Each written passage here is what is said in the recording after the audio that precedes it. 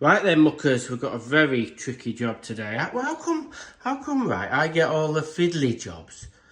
Because I've got a lot of patience. I don't know if you've got patience for me. That's another story. Going off my subscriber rates, no. Anyway, that's another story. I'm at work. If we look up here, this is a window. And it goes on to like, we're in the middle of nowhere, up in the sticks at a farm. And it's got a thing called a lead tray.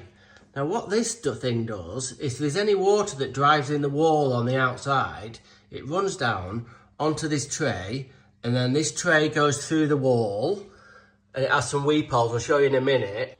Outside's not too bad. You can see it's got one weep hole there and one weep hole there. I've checked that, and at the end of the lead, it is turned up a bit there, and then it can get out rather than drip down there and make a mess inside.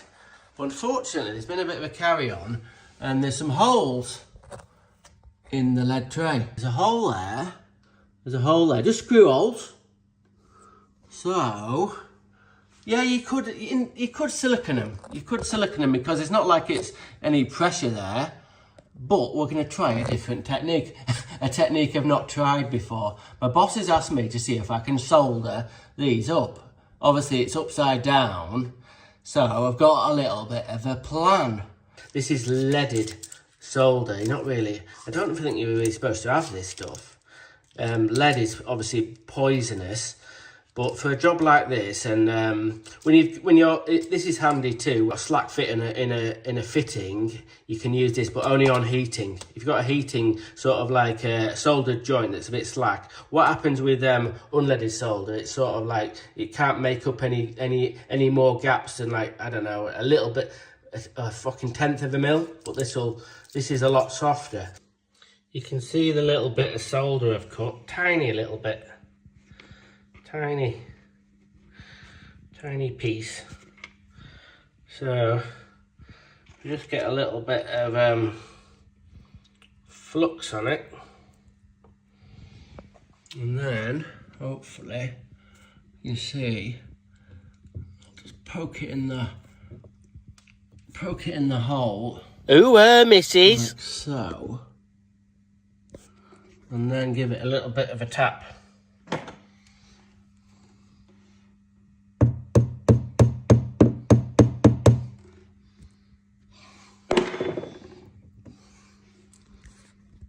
And solder it up.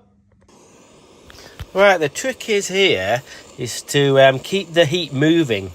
It's only a tiny little nozzle, and it's only blue band, very thin lead. I tried to keep all the heat on the lead and initially away from the solder plug. What that means is it will sort of heat up the lead, and then that will sort of melt onto the solder.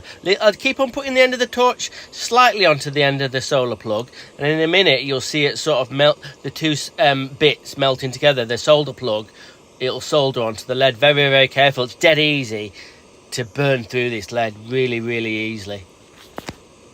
Okay, all the little screw holes through the lead tray are all soldered up. I think the last one was the best one. So we're going to spray some water on the wall on the outside, and hopefully it won't come in.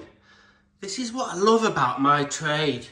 I've been in it a long time, and this is a little tip that hopefully you can sort of use maybe if you've got the same problem. I've never seen this, never done this before. So, you know that saying, every day is a school day? This is what I love about my trade. Every job's different, every day is different, and have challenges. And hopefully I'll overcome this problem with the water coming in. But yeah, it's a job I've never done before. And I'm learning.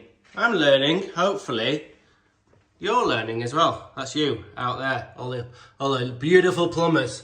So let's get a bit of water spraying on the outside and see if it leaks. What a handsome lad. I'm jealous.